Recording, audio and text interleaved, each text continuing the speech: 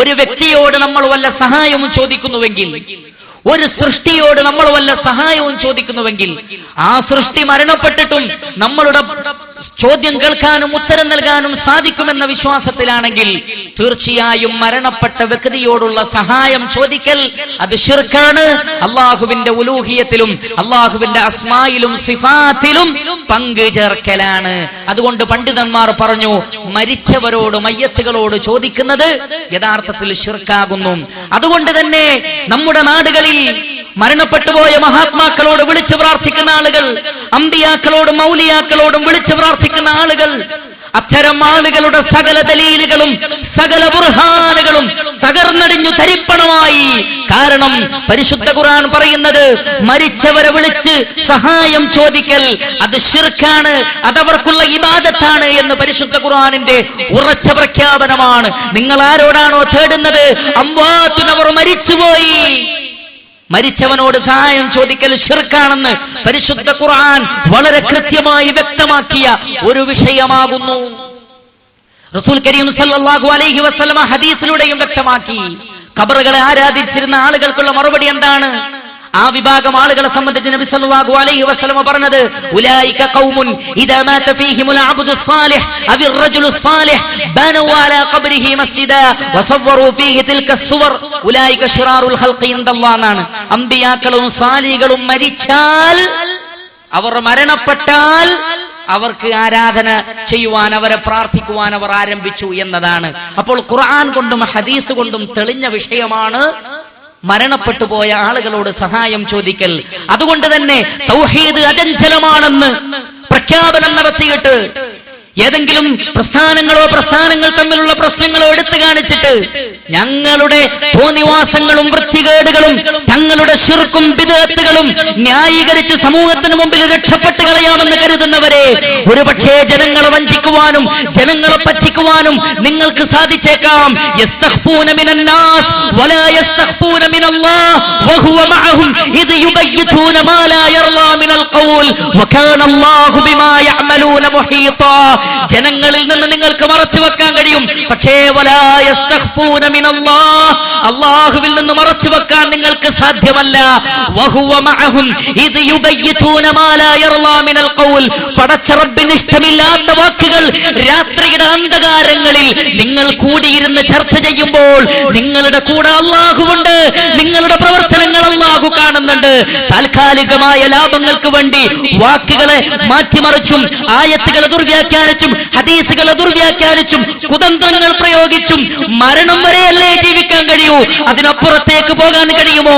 മുത്ത് മുഹമ്മദ് മുസ്തഫ സല്ലല്ലാഹു അലൈഹി വസല്ലമയെ വധിക്കാൻ വേണ്ടി, അദ്ദേഹത്തിന്റെ ആദർശത്തെ താറുമാറാക്കാൻ വേണ്ടി പരിശ്രമിച്ച ആളുകളോട് പടച്ചറബ് പറഞ്ഞില്ലേ, ഇന്നക മയ്യിതുൻ വഇന്നഹും മയ്യിതൂൻ, പ്രവാചകരെ താങ്കൾ മരിക്കും, തീർന്നില്ല, താങ്കളുടെ ശത്രുക്കളും മരിക്കും.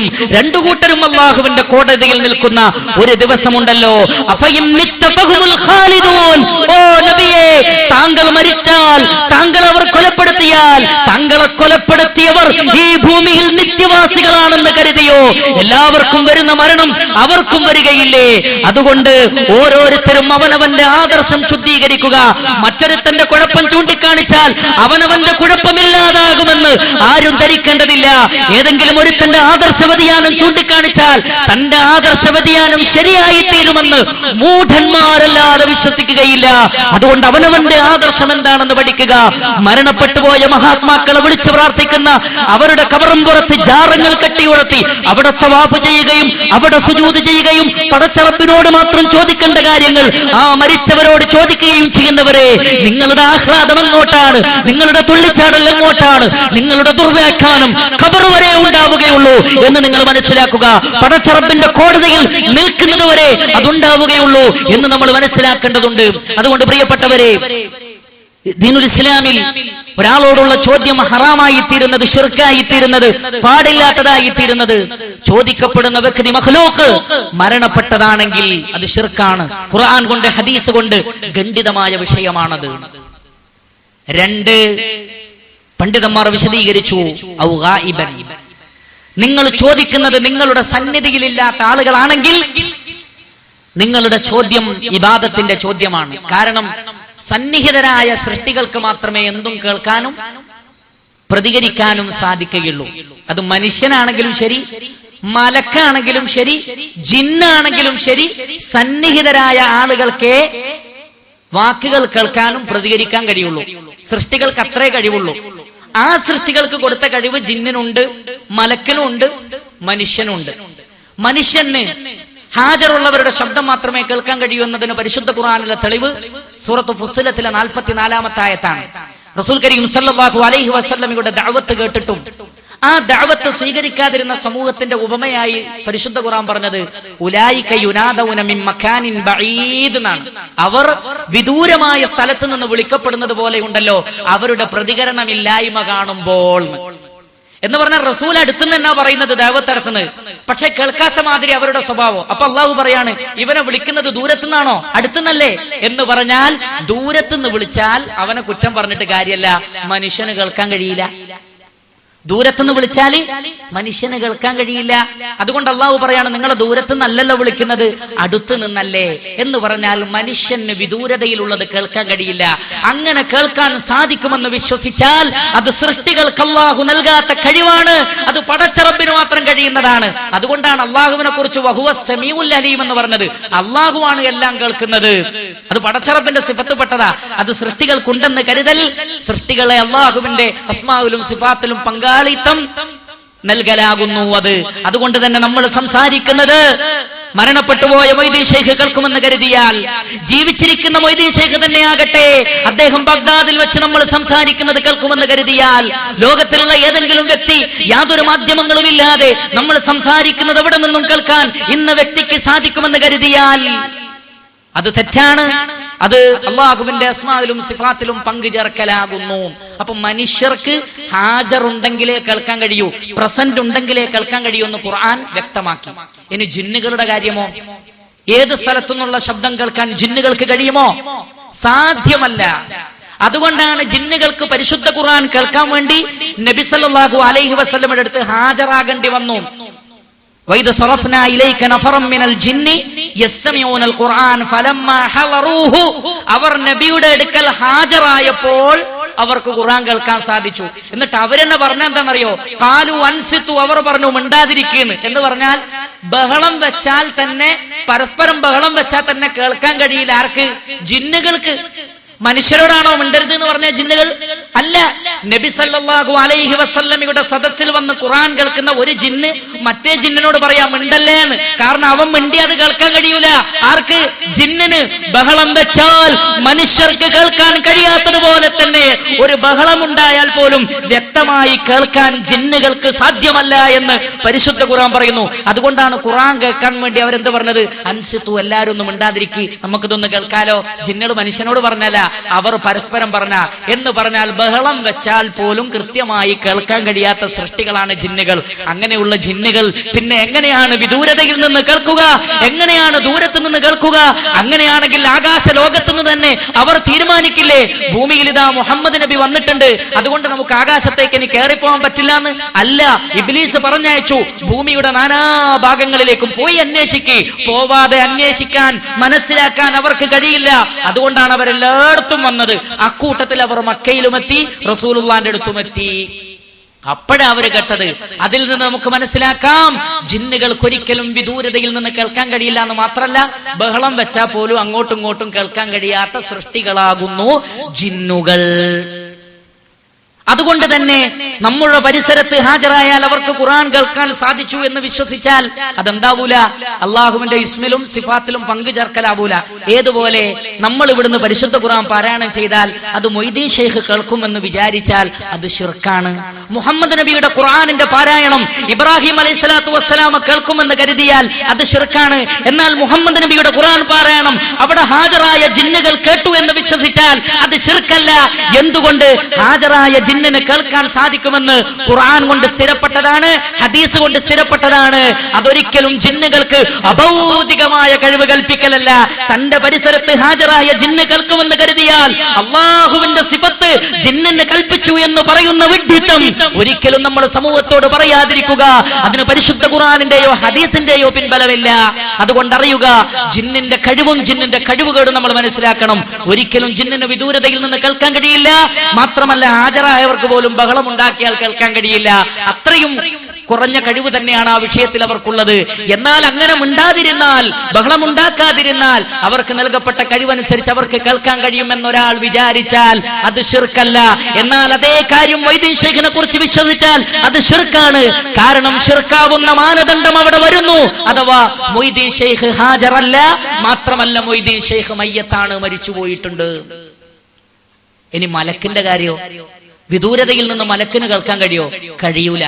നബി സല്ലല്ലാഹു അലൈഹി വസല്ലമക്ക് വഹി നിന്നുപോയ സന്ദർഭത്തിൽ റസൂലുള്ള ഒരുപാട് പ്രയാസപ്പെട്ടിട്ടുണ്ട്. എന്താണ് ജിബ്രീൽ വരാത്തത്, എന്താണ് ജിബ്രീൽ വരാത്തത്? എന്നിട്ട് ജിബ്രീൽ അലൈഹിസ്സലാത്തു വസ്സലാം വന്നപ്പോഴാണ് റസൂൽ ചോദിച്ചത്, എന്ത്, നിങ്ങൾ എന്താണ് ഇത്രയും ദിവസം വരാതിരുന്നത്, ഇടക്കിടക്ക് വന്നൂടേന്ന്. എന്നാൽ ഇവിടുന്ന് തന്നെ വിളിച്ചാൽ ജിബ്രീൽ കേൾക്കുമായിരുന്നെങ്കിൽ റസൂൽ എന്തിനാ കാത്തുനിന്നത്? ജിബ്രീൽ അലൈഹിസ്സലാത്തു വസ്സലാമക്ക് ആകാശത്ത് നിന്ന് മറുപടി പറഞ്ഞാൽ റസൂലുള്ള കേൾക്കുമെങ്കിൽ റസൂലുള്ള കാത്തു നിൽക്കേണ്ട ആവശ്യമില്ല. പക്ഷേ ജിബ്രീൽ മലക്കാണ്, മലക്കുകളുടെ നേതാവാണ്. പക്ഷേ എന്റെ മുന്നിൽ വന്നാലല്ലാതെ എനിക്ക് ജിബ്രീലിനോടോ ജിബ്രീലിന് എന്നോടോ സംസാരിക്കാൻ കഴിയില്ല എന്ന് റസൂലുള്ളാഹിക്ക് അറിയാമായിരുന്നു. അതുകൊണ്ട് തന്നെ പ്രവാചകൻ ജിബ്രീൽ ഹാജരായപ്പോ ചോദിച്ചു, എന്താ നിങ്ങൾ ഇടക്കിടക്ക് വരാത്തത്? അതാണ് പരിശുദ്ധ ഖുർആനിലെ ആയത്ത്. ജിബ്രീൽ അലൈഹിസ്സലാത്തു വസ്സലാമിയുടെ മറുപടി, വമാ നതനസ്സലു ഇല്ലാ ബിഅംരി റബ്ബിക് ലഹു മാ ബൈന ഐദീനാ വമാ ഖൽഫനാ വമാ ബൈന ദാലിക് വമാ കാന റബ്ബുക നസിയ്യാ. നിന്റെ റബ്ബിന്റെ ഉത്തരവ് പ്രകാരമല്ലാതെ ഞങ്ങൾക്ക് ഇറങ്ങാൻ പറ്റൂല. ഞങ്ങളുടെ സ്വന്തം ഇഷ്ടപ്രകാരം വന്നിട്ട് താങ്കൾക്കൊരു വഹി തരാൻ ഞങ്ങൾക്ക് കഴിയൂല.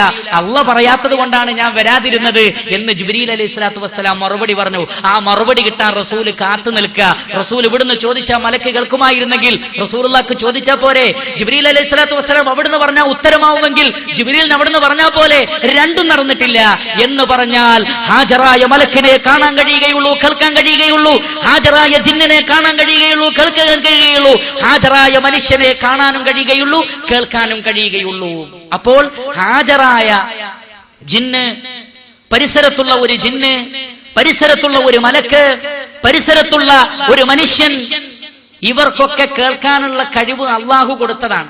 ആ കഴിവ് അവർക്കുണ്ട് എന്നൊരാൾ കരുതിയാൽ അവനെ ശിർക്കിന്റെ വിശ്വാസക്കാരനായി മാറ്റുന്ന മഹാത്ഭുതവും ചരിത്രത്തിൽ തുല്യതയില്ലാത്ത അനീതിയുമാണ് നമ്മൾ കണ്ടുകൊണ്ടിരിക്കുന്നത് എന്ന് നമ്മൾ മനസ്സിലാക്കുക.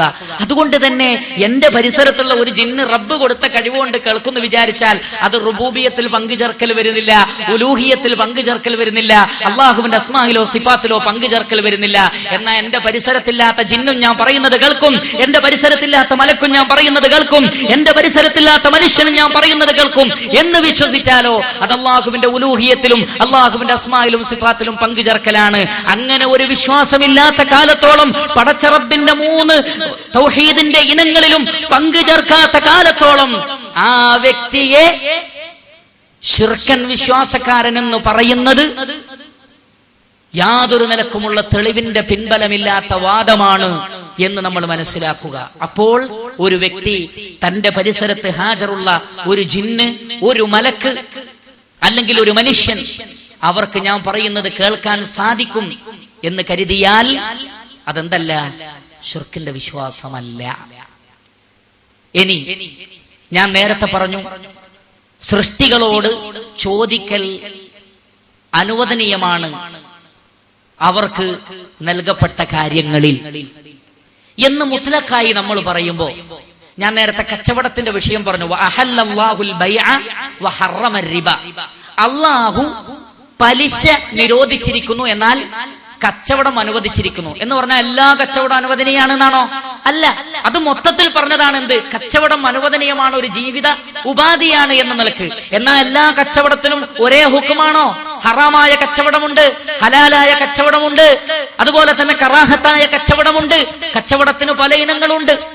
എന്നതുപോലെ അല്ലാഹു സുബ്ഹാനഹു വ തആല അല്ലാത്ത ആളുകളോട് സഹായം ചോദിക്കൽ, ഷിർക്കാവുന്നത് എപ്പോൾ ഷിർക്കാവുകയില്ല എന്ന് മൊത്തത്തിൽ പറഞ്ഞപ്പോ പണ്ഡിതന്മാർ പറഞ്ഞു, നിങ്ങളുടെ അടുത്ത് പരിസരത്ത് ജീവിച്ചിരിപ്പുള്ള, നിങ്ങളുടെ അടുക്കൽ പ്രസന്റ് ഉള്ള ഒരു മഖ്ലൂഖിനോട് സൃഷ്ടികൾക്ക് പൊതുവെ നൽകപ്പെട്ട വിഷയത്തിൽ ചോദിച്ചാൽ അത് ഷിർക്കിന്റെ പരിധിയിൽ വരാത്ത നിലക്ക് അനുവദനീയമാണ്. പക്ഷെ ആ അനുവദനീയം എന്നുള്ളത് മുത്തലക്കായിട്ടുള്ള ഒരു അനുവദനീയതയാണോ? അല്ല, മറിച്ച് അതിൽ ചിലതുണ്ടാകും ജായിസായതാകും, ചിലത് ഹറാമാവും, ചിലത് ഷിർക്കിലേക്ക് എത്തിക്കുന്ന മാർഗങ്ങളിൽ പെട്ടതുമാകും. ഏതുപോലെ നിങ്ങളുടെ നാട്ടിൽ ഹയ്യായ ഹാളിറായ ഒരു കാഹിനിന്റെ അടുത്ത് പോയാലുള്ള ഹുക്കുമെന്താ? ഹയ്യാണ് ഹാളിറാണെന്ന് പറഞ്ഞു പോകാൻ പറ്റോ? ഇല്ല. കാരണം കാഹിനിന്റെ അടുത്ത് പോവൽ, സാഹിറുകളുടെ അടുത്ത് പോവൽ വെറുതെ തമാശക്ക് പോയതാണെങ്കിൽ 40 ദിവസത്തെ നമസ്കാരം സ്വീകരിക്കൂല. കാര്യത്ത് പോയതാണെങ്കിൽ ഫഖദ് കഫറ ബിമാ ഉൻസില അലാ മുഹമ്മദ് നബി സല്ലല്ലാഹു അലൈഹി വസല്ലമക്ക് അവതരിപ്പിക്കപ്പെട്ടതിൽ അയാൾ എന്തായി? നിഷേധിയായി തീർന്നിരിക്കുന്നു. അപ്പോൾ അനുവദനീയം എന്ന് പറയുമ്പോൾ ശിർക്കല്ലാത്ത ഒരു കാര്യത്തെ വിശദീകരിക്കുന്ന കൂട്ടത്തിൽ പണ്ഡിതന്മാർ പറയും, സൃഷ്ടികളോട് ചോദിക്കൽ അവർ ഹയ്യും ഹാളിറും ഖാദിറുമാണെങ്കിൽ അനുവദനീയമാണ്. അത് മൊത്തത്തിൽ ഒരു അനുവദനീയത പറയലാണ്. എന്നാൽ അതിൽ ചിലത് പാടില്ലാത്തത് വേറെ വിശദീകരിക്കും. അത് ഇൽമുള്ള ആളുകൾ കാര്യങ്ങൾ മനസ്സിലാക്കണമെന്ന് ആത്മാർത്ഥമായി ആഗ്രഹിക്കുന്ന ആളുകൾക്ക് അത് മനസ്സിലാവും. ഏതുപോലെ നബി സല്ലല്ലാഹു അലൈഹി വസല്ലമ പറഞ്ഞു, അല്ലാ തസ്അലുന്നാസ ഷൈആ, നിങ്ങൾ ജനങ്ങളോടൊന്നും ചോദിക്കരുത്. നമ്മുടെ മുമ്പിലുള്ള മനുഷ്യനോട് ചോദിക്കുന്ന കാര്യമാണ് പറഞ്ഞത്. ഈ ബൈഅത്ത് സ്വീകരിച്ച സ്വഹാബികൾ മരണം വരെ മനുഷ്യരോട് തന്നെ ഒന്നും ചോദിക്കാത്തവരാണ്. ഹക്കീം ഇബ്നു ഹിസാം എന്ന് പറയുന്ന സ്വഹാബി റസൂലുള്ളാഹിയിൽ നിന്ന് ഈ വാക്ക് കേട്ടപ്പോ മരിക്കുന്നത് വരെ ആരോടും ഒന്നും ചോദിച്ചിട്ടില്ല എന്ന് ഹദീസ് ഗ്രന്ഥത്തിൽ കാണാം. ജിന്നിനോട് ചോദിച്ചില്ല എന്നല്ല പറഞ്ഞത്, മലക്കിനോട് ചോദിച്ചില്ല എന്നല്ല പറഞ്ഞത്, തന്റെ മുന്നിലുള്ള മനുഷ്യനോട് പോലും ചോദിച്ചില്ല. എന്തുകൊണ്ടാണ് ചോദിക്കാതിരുന്നത്? ഇസ്ലാം ആളുകളോട് പരസ്പരം അങ്ങോട്ടും ഇങ്ങോട്ടും സഹായം ചോദിക്കുന്നതിൽ ഖുദൂഉം തദല്ലുലുമുണ്ട്, താഴ്മയും വിനയവുമുണ്ട്. അഖ്സാ ഗായത്തിൽ ഖുദൂഇ വ തദല്ലുലാണ് ഇബാദത്തെങ്കിൽ ഈ വിനയവും താഴ്മയും അതിലേക്ക് എത്തുന്ന ഒരവസ്ഥ ഇല്ലാതിരിക്കാൻ വേണ്ടി പരമാവധി ഇസ്തിയാനത്ത് കുറയ്ക്കണം എന്നാണ് ഇസ്ലാം പറയുന്നത്. മനുഷ്യനോട് പോലും. പിന്നെയല്ലേ ജിന്നുകളോട് ഇസ്തിയാന നടത്തൽ, പിന്നെയല്ലേ മലക്കുകളോട് ഇസ്തിയാന നടത്തൽ. നിന്റെ മുന്നിലുള്ള ജീവിച്ചിരിപ്പുള്ള നിന്റെ സഹജീവിയായ മനുഷ്യനോട് പോലും നീ ഒന്നും ചോദിക്കരുത് എന്നാണ് റസൂലുള്ളാഹി പറഞ്ഞത്. അല്ലാ തസ്അലുൻ നാസ, അല്ലാ തസ്അലുൽ ജിന്ന എന്നല്ല പറഞ്ഞത്, അല്ലാ തസ്അലുൽ മലക എന്നല്ല പറഞ്ഞത്, അല്ലാ തസ്അലുൻ നാസ എന്നാ പറഞ്ഞത്. മനുഷ്യനോട് ചോദിക്കരുത് എന്നാ പറഞ്ഞത്. അതുകൊണ്ട് തന്നെ ഒട്ടകപ്പുറത്ത് നിന്ന് വീഴുന്ന ചാട്ടവാർ ഒന്നെടുത്തതാ എന്ന് പറയാത്ത സ്വഹാബികളെ ഞാൻ കണ്ടു എന്ന് മഹാനായ സൗബാൻ റളിയല്ലാഹു അൻഹു എന്നുള്ള ഹദീസ് ഇമാം മുസ്ലിം ഉദ്ധരിച്ചതായി നമുക്ക് കാണാൻ സാധിക്കും. ഒട്ടകപ്പുറത്ത് നിന്ന് വീണുപോയ ചാട്ടവാർ തന്റെ മുന്നിലുള്ളവനോട് എടുത്തു തരാൻ വേണ്ടി ചോദിക്കൽ ശിർക്കായിട്ടാണോ? അല്ല. എന്നാൽ പോലും ജായിസാണെങ്കിൽ പോലും ഇസ്ലാം ചിലതിന് ചില അതിർവരമ്പുകൾ വെച്ചിട്ടുണ്ട്. ആ അതിർവരമ്പുകൾ ലംഘിക്കാതിരിക്കാൻ മുസ്ലിമീങ്ങൾ ശ്രദ്ധിക്കണം. അത് ശിർക്കായതുകൊണ്ടാണ് എല്ലാ അതിർവരമ്പുകളും എന്ന് ഒരാൾ തെറ്റിദ്ധരിക്കാൻ പാടില്ല. മറിച്ച് അതിന് പല കാരണങ്ങളും ഉണ്ടാകാം. അള്ളാഹു ഒരു സംഗതി പാടില്ല എന്ന് പറയാൻ ശിർക്കായ ഒറ്റ കാരണം മാത്രമാണോ? അല്ല. അതുകൊണ്ട് തന്നെ പടച്ച റബ്ബ് പറയുന്ന കാരണങ്ങൾ തന്നെ നമുക്കെമ്പാടുമാണ്. കള്ളുകുടിക്കാതിരിക്കാൻ ലക്ഷോപലക്ഷം മുസ്ലിമീങ്ങളെ പ്രേരിപ്പിച്ചത്, 14 നൂറ്റാണ്ടുകളായി ലക്ഷോപലക്ഷം മുസ്ലിമീങ്ങൾ കള്ളുകുടിക്കാത്തത് കള്ളുകുടി ശിർക്കാണെന്ന് കരുതിയിട്ടല്ല, ഹറാമാണ് എന്ന് കരുതിയിട്ട് തന്നെയാണ്. ഹറാമിന്റെ വലിപ്പവും അതിന്റെ ഭയാനകതയും എന്താണെന്ന് മുസ്ലിമീങ്ങൾക്കറിയാം. ലക്ഷോപലക്ഷം മുസ്ലിമീങ്ങൾ പലിശ വാങ്ങാതെ കൊടുക്കാതെ അതിന്റെ കണക്കെഴുതാതെ ലോകത്ത് ജീവിക്കുന്നത് പലിശ ഹറാമാണെന്ന് പറഞ്ഞു പഠിപ്പിച്ചോണ്ടല്ല, മറിച്ച് ശിർക്കാണെന്ന് പറഞ്ഞു പഠിപ്പിച്ചത് കൊണ്ടല്ല, മറിച്ച് പലിശ ഹറാമാണ്. പക്ഷെ ആ ഹറാമിന്റെ ഗൗരവം റസൂലുള്ളാഹി പഠിപ്പിച്ചിട്ടുണ്ട്. ആ ഗൗരവം അറിയുന്നത് കൊണ്ടാണ് ചില ആളുകൾ പുതിയ ഒരു മൻഹജുമായി വന്നിരിക്കുന്നു. എന്താണത്? ശിർക്കാണെന്ന് പറഞ്ഞാലേ എല്ലാറ്റിനും ഗൗരവമുള്ളൂ. അതുകൊണ്ട് ശിർക്കല്ലാത്തതൊക്കെ ഇപ്പൊ ചെയ്യാം എന്ന രൂപത്തിലുള്ള വ്യാഖ്യാനങ്ങളാണ് പലരും നടത്തിക്കൊണ്ടിരിക്കുന്നത്.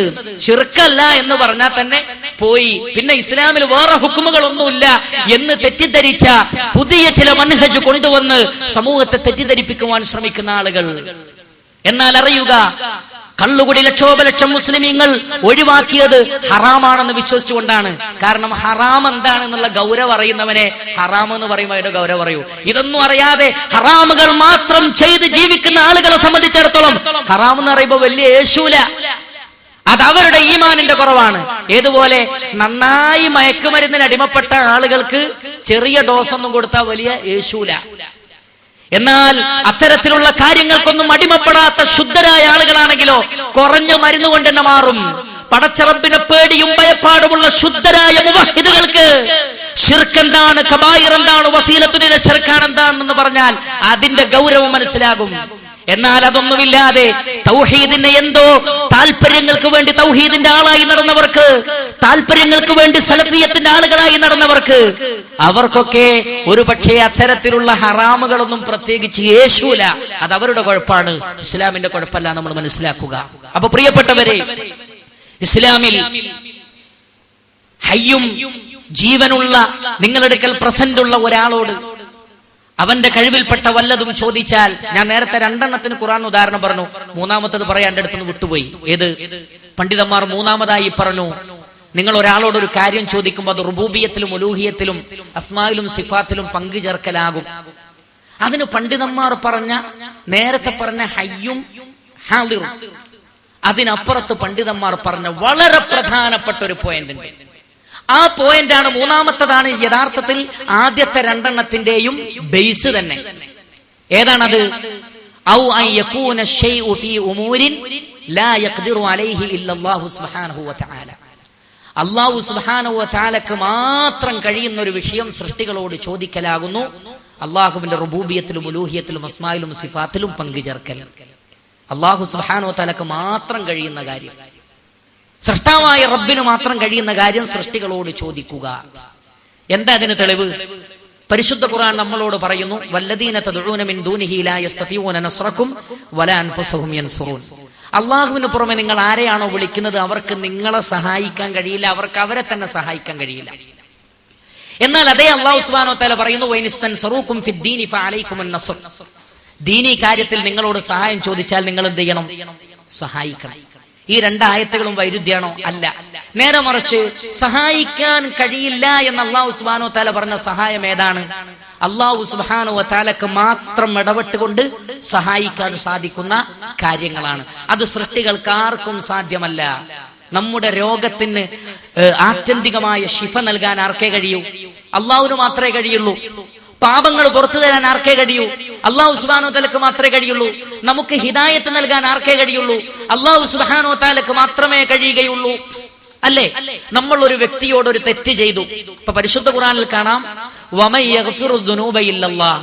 അല്ലാഹു അല്ലാതെ പാപം പുറത്തു തരാൻ ആരുണ്ട്? ഈ ആയത്ത് മനസ്സിലാക്കിയ ഒരാൾ ഒരു വ്യക്തിയോട് ഒരു തെറ്റ് ചെയ്തു, ആ വ്യക്തിയോട് മാപ്പ് ചോദിക്കാൻ പാടില്ല എന്നാണോ ഈ ആയത്തിന്റെ അർത്ഥം? പ്രിയപ്പെട്ടവരെ, നമ്മൾ മനസ്സിലാക്കിയത് എന്താണ്? വമൻ യഗ്ഫിറു ദുനൂബ ഇല്ലല്ലാഹ്. പാപങ്ങൾ പൊറുക്കുന്നവൻ അല്ലാഹു അല്ലാതെ ഇല്ല. അതിന്റെ അർത്ഥം സൃഷ്ടികൾ പരസ്പരം അങ്ങോട്ടും ഇങ്ങോട്ടും തെറ്റ് ചെയ്തിട്ടുണ്ടെങ്കിൽ താങ്കൾ എനിക്ക് മാപ്പാക്കി തരണം, അല്ലെങ്കിൽ നീ എനിക്ക് മാപ്പാക്കി തരണം എന്ന് പറയുന്നത് ഈ ആയത്തിനെതിരാണോ? ഒരാൾ പറയാ, ഞാൻ മാപ്പ് ചോദിക്കൂല ആരോടും, ഞാൻ തെറ്റുകളൊക്കെ പലരോടും ചെയ്തിട്ടുണ്ട്, അവരോടൊന്നും ഞാൻ ക്ഷമ ചോദിക്കൂല. എന്താണ്? വമൻ യഗ്ഫിറു ദുനൂബ ഇല്ലല്ലാഹ് എന്ന് പറഞ്ഞിട്ടുണ്ട്. അപ്പൊ അത് ഏത് ഖുർആനാണ്? ഇപ്രകാരം അല്ലാഹു സുബ്ഹാനഹു വതആലക്ക് മാത്രം നൽകാൻ കഴിയുന്ന കാര്യങ്ങൾ സൃഷ്ടികളോട് ചോദിക്കലാണ്. ഏതുപോലെ ഹിദായത്ത് നൽകുക എന്നത് അള്ളാഹുവിന് മാത്രം കഴിയുന്ന, എന്നാൽ ഹിദായത്ത് വിശദീകരിക്കലോ അത് മുഹമ്മദ് നബി സല്ലല്ലാഹു അലൈഹി വസല്ലമക്ക് സാധിക്കും. അതുകൊണ്ടാണ് ഒരു സ്ഥലത്ത് അള്ളാഹു പറഞ്ഞത്, ഇന്നക ലാ തഹ്ദീ മൻ അഹ്ബബ്ത. നിനക്ക് ഇഷ്ടമുള്ളവരെ ഹിദായത്തിലാക്കാൻ നിനക്ക് കഴിയില്ല. എന്നാൽ അതേ ഖുർആനിൽ കാണാം, ഇന്നക തഹ്ദീ ഇലാ സിറാത്തിൽ മുസ്തഖീം. മുഹമ്മദ് നബിയെ താങ്കളാണ് സിറാത്തുൽ മുസ്തഖീമിലേക്ക് ഹിദായത്ത് കൊടുക്കുന്നത് എന്ന്. ഒരു സ്ഥലത്ത് അള്ളാഹു പറയാണ് താങ്കൾക്ക് കഴിയില്ല എന്ന്, വേറൊരു സ്ഥലത്ത് അള്ളാഹു പറയാണ് താങ്കളാണത് ചെയ്യുന്നത് എന്ന്. രണ്ടും രണ്ടാണ്. ഒന്നാമത് പറഞ്ഞത് ഹിദായത്തുൻ തൗഫീഖിയായ ഹിദായത്ത് അത് അള്ളാഹ്ക്ക് മാത്രമേ നൽകാൻ കഴിയൂ. എന്നാൽ ഒരു സത്യവും അസത്യവും വേർതിരിച്ച് മനസ്സിലാക്കി കൊടുക്കുക അത് അമ്പിയാക്കൾക്ക് കഴിയും, സ്വാലികൾക്ക് കഴിയും, ഉലമാക്കൾക്ക് കഴിയും.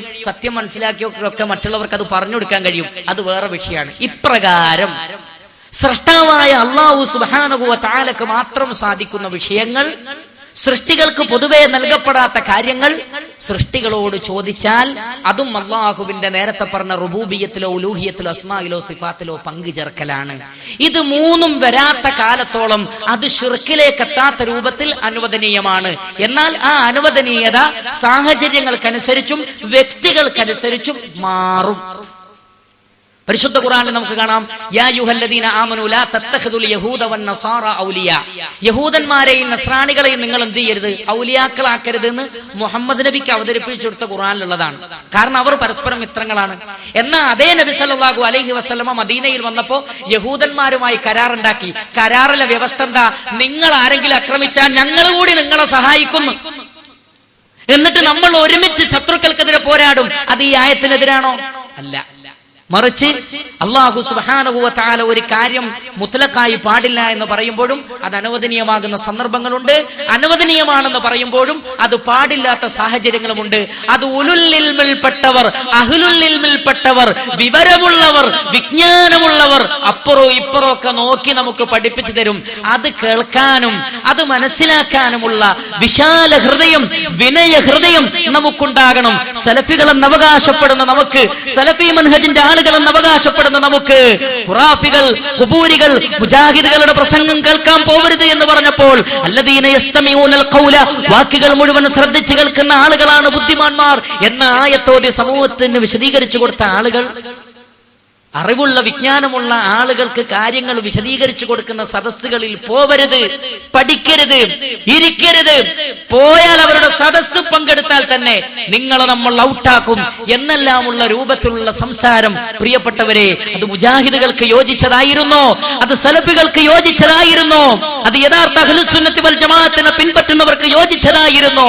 സകലമാന പണ്ഡിതന്മാരെയും മുല്ലമാരെന്നും ഹോജമാരെന്നും വാറോലകളെന്നും പറഞ്ഞുകൊണ്ട് തള്ളാൻ മാത്രം നമ്മുടെ നാവും നമ്മുടെ മനസ്സും താഴ്ന്നു പോയിട്ടുണ്ടെങ്കിൽ നമ്മുടെ അഖീദയെയും നമ്മുടെ മൻഹജിനെയും ആരോ ഹൈജാക്ക് ചെയ്തിരിക്കുന്നു. അറിയാതെ നമ്മളതിൽ പെട്ടുപോയതാണ്.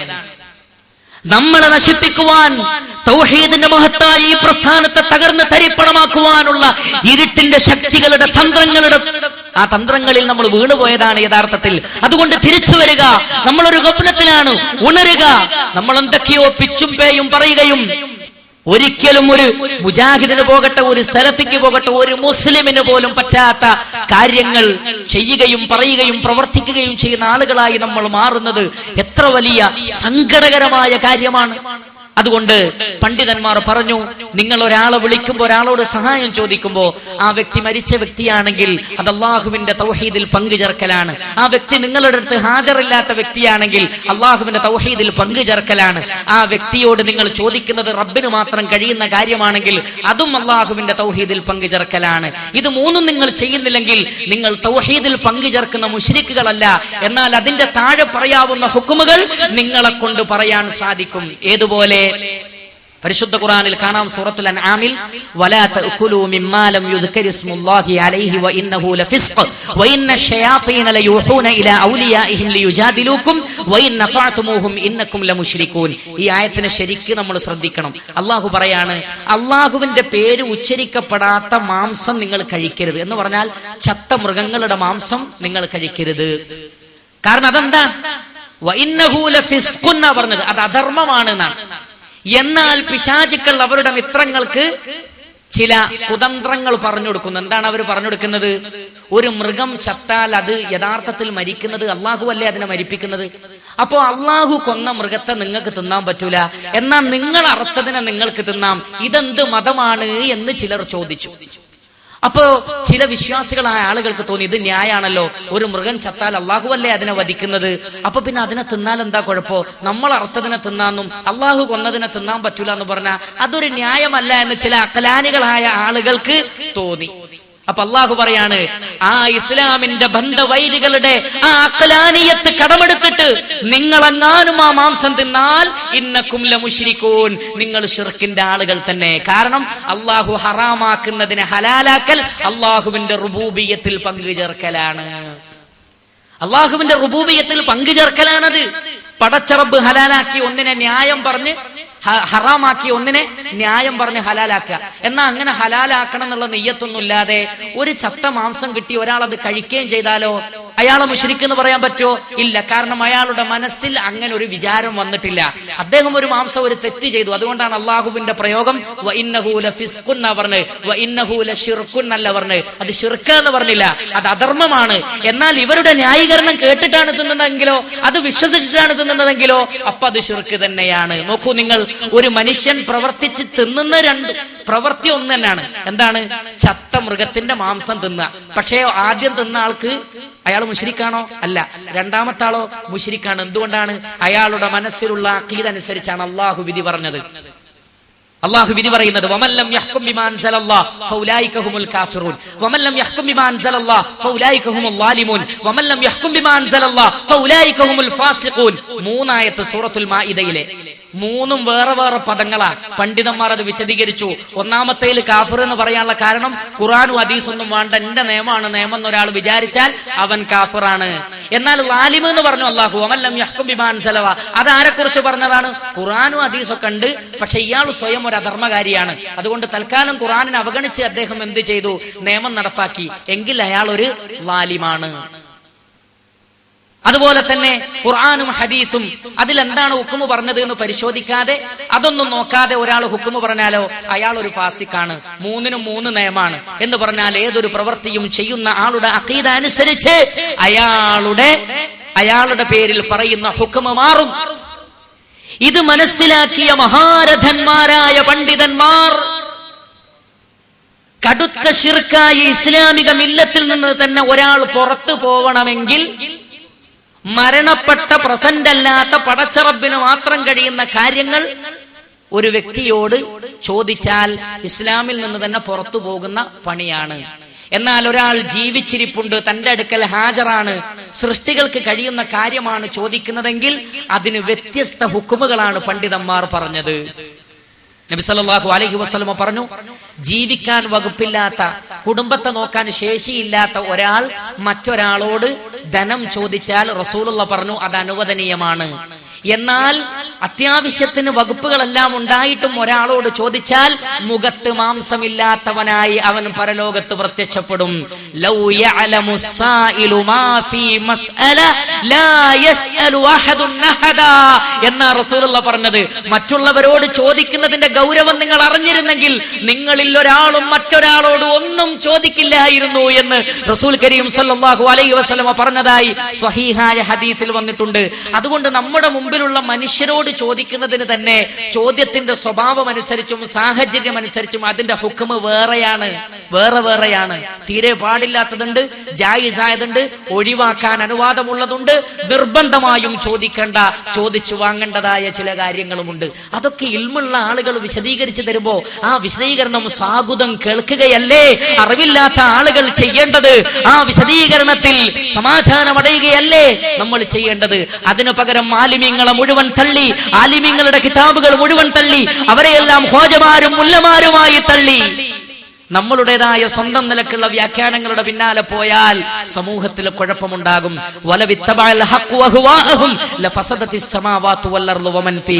ഓരോരുത്തന്റെയും തന്നിഷ്ടമനുസരിച്ചായിരുന്നു ഇവിടെ കാര്യങ്ങൾ നടക്കുന്നതെങ്കിൽ ആകാശവും ഭൂമിയുമെല്ലാം ഫസാദിലായി പോകുമായിരുന്നു, കുഴപ്പത്തിലായി പോകുമായിരുന്നു. ഈ ഒരു തൗഹീദിന്റെ നിർവചനവുമായി ബന്ധപ്പെട്ട് ഇവിടെ വലിയ ഒരു കോലാഹലം മനഃപൂർവ്വം സൃഷ്ടിക്കപ്പെടുകയുണ്ടായി. ഏതാണത്? അതുകൂടി പറഞ്ഞ് ഇൻഷാ അല്ലാഹ് എന്റെ പ്രഭാഷണം ഞാൻ അവസാനിപ്പിക്കും. എന്താണത്? അഹ്ലുസുന്നത്തി വൽ ജമാഅത്തിന്റെ പണ്ഡിതന്മാർ, മുവഹിദുകൾ, സലഫി മൻഹജ് ഹൃദയത്തിലേറ്റിയ നിസ്വാർത്ഥരായ പണ്ഡിതന്മാർ, എക്കാലഘട്ടത്തിലും അല്ലാഹു അല്ലാത്ത ആളുകളോട് വിളിച്ചു പ്രാർത്ഥിക്കാൻ തെളിവുണ്ടാക്കുന്ന ആളുകളെ ശക്തിയുക്തം എതിർത്തിട്ടുണ്ട്. അവരുടെ വാദങ്ങളെ ഖുർആനിന്റെയും ഹദീസിന്റെയും പിൻബലത്തോടുകൂടി തകർത്തു തരിപ്പണമാക്കിയിട്ടുണ്ട്. റസൂൽ കരീം സല്ലല്ലാഹു അലൈഹി വസല്ലം പറഞ്ഞതുപോലെ ഓരോ നൂറ്റാണ്ടിലും ഉള്ള മുജദ്ദിദുകൾ സമൂഹത്തിലെ ശിർക്കിനെയും അനാചാരങ്ങളെയും ഇല്ലായ്മ ചെയ്യാൻ വേണ്ടി കഠിനാധ്വാനം ചെയ്തിട്ടുണ്ട്. എന്നാൽ ഇസ്ലാമിന്റെ ശത്രുക്കൾ, തൗഹീദിന്റെ ശത്രുക്കൾ, മരണപ്പെട്ടുപോയ മഹാത്മാക്കളോട് വിളിച്ചു പ്രാർത്ഥിക്കുന്ന ഖബറാരാധകരായ ആളുകൾ എക്കാലഘട്ടത്തിലും അല്ലാഹു അല്ലാത്ത ആളുകളോട്, മരിച്ചവരോട്, മയ്യിത്തിനോട്, ഗായിബുകളോട് പ്രാർത്ഥിക്കുവാൻ തെളിവുകൾ ഉണ്ടാക്കാൻ ശ്രമിച്ചിട്ടുണ്ട്. പരിശുദ്ധ ഖുർആൻ അള്ളാഹു അല്ലാത്ത ആളുകളോട് ദുആരക്കുന്നവരെ കുറിച്ച് പറഞ്ഞ എന്താണ്? അവർക്ക് യാതൊരു തെളിവുമില്ല. അപ്പോ സ്വച്ഛമായ ശുദ്ധമായ യഥാർത്ഥ തെളിവില്ലാതിരിക്കുമ്പോ പിന്നെന്ത് ചെയ്യും? കള്ളത്തെളിവുകൾ കൊണ്ടുവരും. ചിലത് തീരെ ഇസ്ലാമിൽ ഇല്ലാത്തതായിരിക്കാം, ചിലത് ഇസ്ലാമിൽ ഉള്ളത് തന്നെ ദുർവ്യാഖ്യാനം ചെയ്യും. ഇപ്പോ പരിശുദ്ധ ഖുർആനിൽ ഒരു ആയത്ത്, ആ ആയത്തിൽ നിന്ന് നമുക്ക് അവരുദ്ദേശിച്ച് കിട്ടിയിട്ടില്ലെങ്കിൽ എന്ത് ചെയ്യും? ഒന്നുകിൽ ആയത്തിനെ ദുർവ്യാഖ്യാനിക്കും, അല്ലെങ്കിൽ ദുർവ്യാഖ്യാനിക്കാൻ പറ്റുന്ന രൂപത്തിൽ ആയത്തിന്റെ ഹർഫുകൾ തന്നെ മാറ്റും, അല്ലെങ്കിൽ ഹദീസിനെ ദുർവ്യാഖ്യാനിക്കും, അല്ലെങ്കിൽ ഹദീസിൽ ഇല്ലാത്തത് കൂട്ടിച്ചേർക്കുകയോ ഉള്ളത് എടുത്തു കളയുകയോ ചെയ്യും. ഇങ്ങനെയൊക്കെ ചെയ്യാറുണ്ട്. അങ്ങനെ അള്ളാഹു അല്ലാത്ത മരണപ്പെട്ടുപോയ മഹാത്മാക്കളോട് വിളിച്ചു പ്രാർത്ഥിക്കുവാൻ ഖുബൂരി പണ്ഡിതന്മാരും ഖബറാരാധകരായ ആളുകളും ഒരു തെളിവ് ഹദീസിൽ നിന്ന് കൊണ്ടുവന്നു. അതാണ് പലപ്പോഴും ചർച്ച ചെയ്യപ്പെട്ടിട്ടുള്ള യാ ഇബാദല്ലാഹി അഈനൂനി എന്ന ഹദീസ്. ഈ ഹദീസിന്റെ ഗ്രന്ഥങ്ങളിൽ ഇമാം ബുഖാരിയുടെ ഉസ്താദായ മുസന്നഫ് അബൂബക്കർ ഇബ്നു അബീ ശൈബയുടെ മുസന്നഫുൽ മുതൽ ഏറ്റവും ആധുനികനായ നാസിറുദ്ദീൻ അൽബാനിയുടെ സിൽസിലത്തുൽ ദഈഫയിൽ വരെ എടുത്ത് ഉദ്ധരിക്കപ്പെട്ടിട്ടുള്ള ഹദീസാണ്. 3 നിലക്ക് അതിന്റെ ലഫ്ളുകൾ വന്നിട്ടുണ്ട്. യാ ഇബാദല്ലാഹി അഈനൂനി, യാ ഇബാദല്ലാഹി അഗീസൂനി, യാ ഇബാദല്ലാഹി ഇഹ്ബിസൂ അലയ്യ. ഈ 3 റിവായത്തുകളും ഹദീസിന്റെ ഗ്രന്ഥങ്ങളിൽ വന്നിട്ടുണ്ടെങ്കിലും മർഫൂആയ നിലക്ക് അത് ദഈഫാണെന്നാണ് ഏറ്റവും ആധുനികമായ കണ്ടെത്തൽ. എന്നാൽ ഈ ഹദീസ് മർഫൂആയ നിലക്ക് തന്നെ ഹസനാണ് എന്ന് മനസ്സിലാക്കിയ എമ്പാടും പണ്ഡിതന്മാരുണ്ടായിട്ടുണ്ട്. ഇബ്നു ഹജർ അൽ അസ്കലാനിയെ പോലെ, ഇമാം സഖാവിയെ പോലെ, ഇമാം അഹ്മദ് ഇബ്നു ഹംബലിനെ പോലെ, ഇമാം ബൈഹഖിയെ പോലെ, ഇമാം തിർമിദിയെ പോലെയുള്ള പണ്ഡിതന്മാർ ഇതിനെ സ്വീകാര്യയോഗ്യമായ ഹസനായ അമല് ചെയ്യാൻ പറ്റുന്ന ഹദീസായി കണ്ടിട്ടുണ്ട്. ഇമാം നവവിയും ശൈഖുൽ ഇസ്ലാം ഇബ്നു തൈമിയയും ഇബ്നുൽ ഖയ്യിമുൽ ജൗസിയും ഇമാം ഷൗക്കാനിയും അങ്ങനെയുള്ള ആളുകളൊക്കെ ഈ ഹദീസ് സ്വീകാര്യയോഗ്യം എന്ന് മനസ്സിലാക്കിയ ആളുകളാണ്. ഇങ്ങനെ അഹ്ലുസുന്നത്തി വൽ ജമാഅത്തിന്റെ പണ്ഡിതന്മാർ സ്വീകാര്യയോഗ്യം എന്ന് മനസ്സിലാക്കി അമല് ചെയ്തിട്ടുള്ള ഒരു ഹദീസിനെ ദുർവ്യാഖ്യാനിച്ചാൽ നമ്മുടെ ഖുബൂരിസത്തിനും അല്ലാഹു അല്ലാത്ത ആളുകളോട് പ്രാർത്ഥിക്കുന്ന ആ ബറയിൽ വിസത്തിനും തെളിവുണ്ടാക്കാൻ സാധിക്കുമെന്ന് ജൽപ്പിച്ച ഇസ്ലാമിന്റെ തൗഹീദിന്റെ ശത്രുക്കൾ അഹ്ലുസുന്നത്തി വൽ ജമാഅത്തിന്റെ ഉലമാക്കളെ തെറ്റിദ്ധരിപ്പിക്കുവാനും തങ്ങളുടെ ഭാഗത്താണ് അവർ എന്ന് വരുത്തി തീർക്കാനും വേണ്ടി ഈ ഹദീസിനെ കൊണ്ടുവന്നു. എന്നിട്ട് പറഞ്ഞു, വിജനമായ ഒരു സ്ഥലത്ത് ബിഅർളി ഫലാത്തിൻ എന്നാണ് ഹദീസിലുള്ളത്. അപ്പൊ വിജനമായ ജനങ്ങളില്ലാത്ത ഒരു സ്ഥലത്ത് എത്തിയാൽ നിങ്ങളുടെ വാഹനം നഷ്ടപ്പെടുകയും ചെയ്താൽ ഇദൻ ഫലതത് ദാബത്തു അഹദികും ബിഅർളി ഫലാത്തിൻ ഫലിയുനാദി യാ ഇബാദല്ലാഹി ഇഹ്ബിസൂ അലയ്യ. നിങ്ങൾ വിജനമായ ഒരു സ്ഥലത്ത് അകപ്പെട്ടാൽ, മറ്റൊരു ഹദീസിലുള്ളത് വലൈസ ഫീഹാ അനീസുൻ, അവിടെ മനുഷ്യന്മാരാരും ഇല്ലാതിരിക്കുകയും ചെയ്താൽ, അങ്ങനെയുള്ള ഒരു സന്ദർഭത്തിൽ നിങ്ങളുടെ വാഹനമൃഗം നഷ്ടപ്പെട്ടാൽ യാ ഇബാദല്ലാഹി അഈനൂനി, അല്ലാഹുവിന്റെ അടിമകളെ സഹായിക്കണേ എന്ന് ബിഅഅലാ സൗതിഹി, തന്റെ ഉറക്കെയുള്ള ശബ്ദത്തിൽ വിളിച്ചു പറയണം എന്നുള്ള ഹദീസാണ്. ആ ഹദീസിന്റെ ബാക്കി ഭാഗത്തുള്ളത് ഫഇന്ന ലില്ലാഹി ഇബാദൻ ലാ നറാഹും, അതല്ലെങ്കിൽ ഫഇന്ന ലില്ലാഹി തആല ഫിൽ അർളി ഇബാദൻ, അല്ലാഹു സുബ്ഹാനഹു വ തആലക്ക് ഭൂമിയിൽ ചില അബ്ദുകളുണ്ട്, ഇബാദുകളുണ്ട്. ഹാളിറൻ, അവർ ഹാളിറുകളാണ്, ഹാജറുള്ളവരാണ്, പ്രസന്റ് ഉള്ളവരാണ്, ഗായിബുകളല്ല. ഈ ഒരു ഹദീസിനെ സ്വഹീഹായി മനസ്സിലാക്കിയ പണ്ഡിതന്മാർ ഈ ഹദീസ് അനുസരിച്ച് അമല് ചെയ്തു. എന്തുകൊണ്ടാണ്? റസൂലുള്ള പറഞ്ഞൊരു കാര്യം ചെയ്യുന്നു എന്നാണ് അവർ മനസ്സിൽ കരുതിയത്. റസൂല് പറഞ്ഞു ഇങ്ങനെ പറയാൻ. അപ്പൊ പിന്നെ അതിന്റെ കാരണങ്ങളിലേക്ക് പോകാതെ സമിഅനാ വ അത്അനാ, ഞങ്ങൾ കേട്ടു, ഞങ്ങൾ അനുസരിച്ചു. പ്രത്യേകിച്ച് മഹാനായ ഇമാം അഹ്മദ് ഇബ്നു ഹംബൽ, അദ്ദേഹത്തിന്റെ ജീവചരിത്രത്തിൽ കാണാം, ഇമാം അഹ്മദ് ഇബ്നു ഹംബൽ ഒരു ഹദീസ് അദ്ദേഹത്തിന്റെ ഗ്രന്ഥത്തിൽ രേഖപ്പെടുത്തുന്നതിന് മുമ്പ് അത് അമലാക്കാതെ രേഖപ്പെടുത്തിയിട്ടില്ല. കാരണം ഒരു ഹദീസ് ലഭിച്ചിട്ട് അത് പ്രാവർത്തികമാക്കാതെ അത് രേഖപ്പെടുത്തി ജനങ്ങളുടെ മുമ്പിൽ സമർപ്പിക്കുന്നത് പ്രവർത്തിക്കാത്തത് പറയുന്നവന്റെ സ്വഭാവമായി പോവില്ലേ എന്ന് കരുതിയിട്ട് ഹദീസിൽ വന്നത് മുഴുവൻ തനിക്ക് എത്രമാത്രം പ്രാവർത്തികമാക്കാൻ കഴിയുമോ അങ്ങനെ പ്രാവർത്തികമാക്കിയിട്ട് രേഖപ്പെടുത്തുന്ന മഹാനവറുകളാണ് ഇമാം അഹ്മദ് ഇബ്നു ഹംബൽ. അതുകൊണ്ട് തന്നെ ആ ഹദീസ് സഹീഹാണെന്ന് ബോധ്യപ്പെട്ടപ്പോ അദ്ദേഹം അതനുസരിച്ച് അമൽ ചെയ്തു. ആ ഹദീസാണെന്ന് സഹീഹാണെന്ന് ബോധ്യപ്പെട്ട പണ്ഡിതന്മാർ അങ്ങനെ പറഞ്ഞു. ഇമാം ബൈഹഖി എന്താ പറഞ്ഞത്? മുസ്തഅമലുൻ ഇൻദ സ്വാലിഹീന മിൻ അഹ്ലിൽ ഇൽം, അഹ്ലുൽ ഇൽമപ്പെട്ട സ്വാലികൾ ഈ ഹദീസ് അനുസരിച്ച് പ്രവർത്തിച്ചിട്ടുണ്ടെന്ന്. അഹ്ലുൽ ഇൽമപ്പെട്ട മുശ്രിക്കുകൾ എന്നല്ല പറഞ്ഞത്, അഹ്ലുൽ ഇൽമപ്പെട്ട ഖുബൂരികൾ എന്നല്ല പറഞ്ഞത്, മറിച്ച് സ്വാലികളായ വിവരമുള്ളവർ ഈ ഹദീസ് അനുസരിച്ച് പ്രവർത്തിച്ചിട്ടുണ്ട്. അപ്പോ ഈ ഹദീസ് അനുസരിച്ച് അവർ പ്രവർത്തിച്ചത് ഖുബൂരികൾ ചെയ്യുന്ന ഖബറാരാധനയാണെന്ന് സമ്മതിച്ചു കൊടുക്കാൻ അഹ്ലുസ് സുന്നത്തി വൽ ജമാഅത്തിന്റെ ആളുകൾക്ക് സാധിക്കുമോ? അങ്ങനെ സാധിക്കാൻ മാത്രം തൊലിക്കട്ടിയുള്ള ആളുകൾ അതും പറഞ്ഞു വെച്ചു. എന്ത്? അവർ ചോദിച്ചു, അഹ്മദ് ബിൻ ഹംബൽ ചെയ്താ എന്താ, ഇമാം ബൈഹഖി ചെയ്താ എന്താ, ഇമാം ഷൗക്കാനി ചെയ്താൽ എന്താ? അവരൊക്കെ മനുഷ്യരല്ലേ, അവർക്കൊക്കെ തെറ്റുപറ്റൂലേ?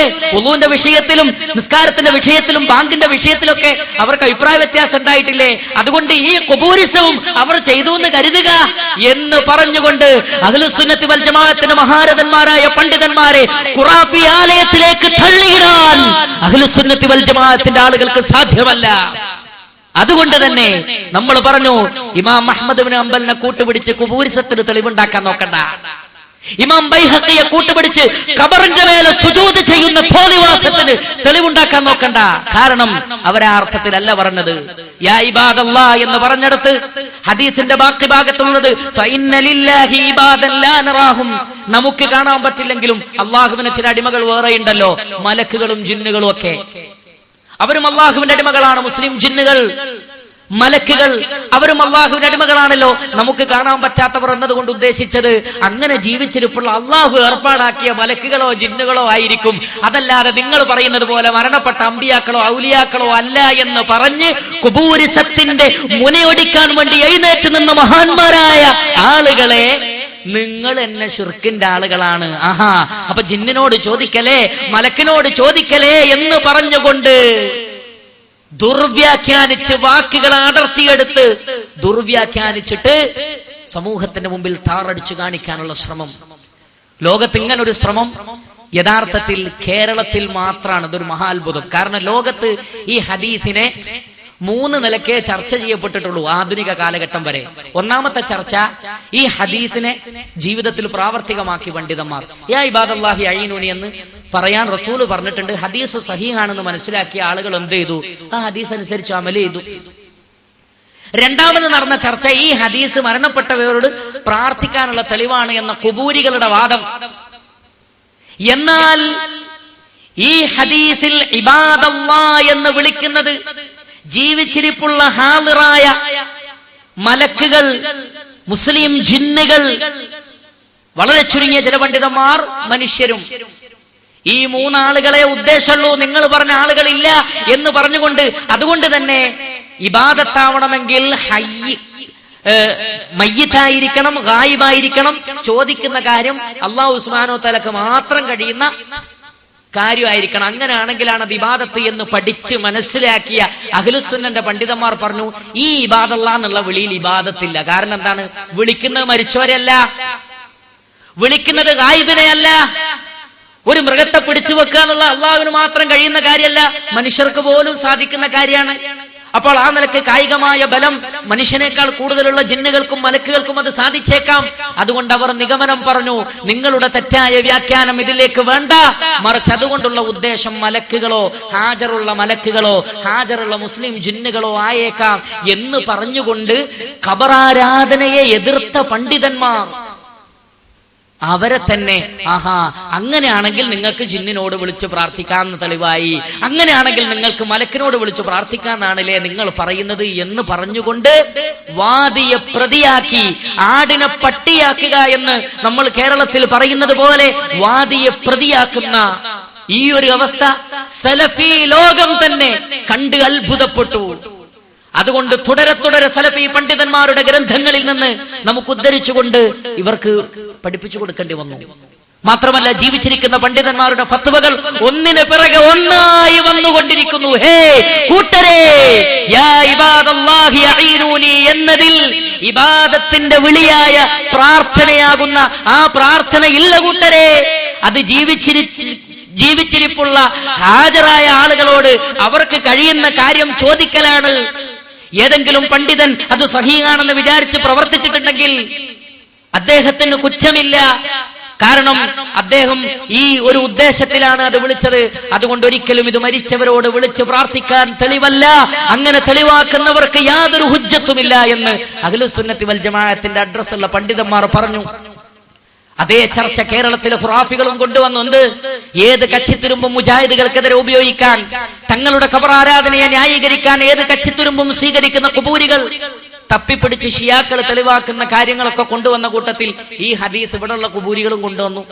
1980കളിൽ ഈ ഹദീസ് ഉദ്ധരിച്ചുകൊണ്ട് പ്രസംഗിച്ച മുസ്ലിയാർക്ക് കേരള നദവത്തുൽ മുജാഹിദീന്റെ മുഖപത്രമായ ഷബാബിൽ മുജാഹിദുകൾക്ക് സുപരിചിതനും മുജാഹിദുകൾക്ക് പ്രിയങ്കരനുമായ ചെറിയ മുണ്ടം അബ്ദുൽ ഹമീദ് മദനി മറുപടി നൽകി. ആ മറുപടി പറയേണ്ട ആവശ്യപ്പെടല്ല. മുജാഹിദുകൾക്കെല്ലാവർക്കും അവരെല്ലാവരും നെഞ്ചിലെത്തിയ 2004 മണ്ണാർക്കാട് സംവാദത്തിൽ സക്കരിയ സ്വലാഹിയും അതേ മറുപടി നൽകി. എന്നാൽ അതേ കാര്യം തന്നെ അബ്ദുൽ ഹമീദ് ഫൈസി അമ്പലക്കടവ് പ്രശ്നമുണ്ടാക്കിയപ്പോൾ അദ്ദേഹത്തിന് മറുപടിയായി കൊണ്ട് ആ ഹദീസിന്റെ തത്വം വിശദീകരിച്ചുകൊണ്ട് അബ്ദുൽ ജബ്ബാർ മൗലവിയും ലേഖനം എഴുതി. അതേ കാര്യം തന്നെ അനസ് മൗലവി അദ്ദേഹം പ്രസംഗിച്ചു, ഹനീഫ് കായക്കൊടി പ്രസംഗിച്ചു, അബ്ദുറഹ്മാൻ സലഫി പ്രസംഗിച്ചു. അങ്ങനെ മുജാഹിദ് പ്രസ്ഥാനത്തിൽ അഡ്രസ്സുള്ള മുഴുവൻ ആളുകളും അങ്ങനെയാണ് വിശദീകരിച്ചത്. അത് അബ്ദുറഹ്മാൻ സലഫിയുടെ വിശദീകരണമോ അല്ലെങ്കിൽ അനസ് മൗലവിയുടെ വിശദീകരണമോ ഹനീഫ കായക്കൊടിയുടെ വിശദീകരണമോ ചെറിയ മുണ്ടത്തിന്റെ വിശദീകരണമോ സക്കരിയ സ്വലാഹിയുടെ വിശദീകരണമോ മാത്രമല്ല, മറിച്ച് ഹിജ്റ 1031 മരണപ്പെട്ട മനാവി എന്ന പേരിൽ അറിയപ്പെടുന്ന പ്രസിദ്ധനായ പണ്ഡിതൻ അദ്ദേഹത്തിന്റെ ജാമിഉ സഗീറിന്റെ ഷറഹിൽ പോലും ഈ ഹദീസിനെ വിശദീകരിക്കുന്നിടത്ത് യാ ഇബാദല്ലാഹ് എന്നിടത്തിൽ 450 വർഷം മുമ്പ് വരെ അദ്ദേഹത്തിന്റെ ഗ്രന്ഥത്തിലുള്ളത് ഇബാദല്ലാഹ് കൊണ്ട് ഉദ്ദേശം ഇൻസൻ മനുഷ്യനാകാം, ഔ ജിന്നൻ അല്ലെങ്കിൽ ഒരു ജിന്നാവാം, അല്ലെങ്കിൽ ഔ മലക്കൻ ലാ യഗീബ് ഗായിബുകളല്ലാത്ത മലക്കോ ജിന്നോ മനുഷ്യനോ ആവാം എന്നാണ്. അവിടെ നിന്ന് ഇങ്ങോട്ട് അഹ്ലുസുന്നത്തി വൽ ജമാഅത്തിന്റെ പണ്ഡിതന്മാരൊക്കെ വിശദീകരിച്ചു. അവിടൊക്കെ അവർ പറഞ്ഞ എന്താണ്, ഈ ഒരു ഹദീസിന്റെ പരിധിയിൽ ഇത്രേ ഉദ്ദേശമുള്ളൂ. അള്ളാഹുവിന്റെ കൽപ്പന അനുസരിച്ച് ചെയ്യുന്ന ഒരാള് അത്രയേ അയാളുടെ മനസ്സിൽ വിചാരിക്കാൻ പാടുള്ളൂ. അതാണ്, അതിനപ്പുറത്തേക്ക് പോകരുത് എന്ന്.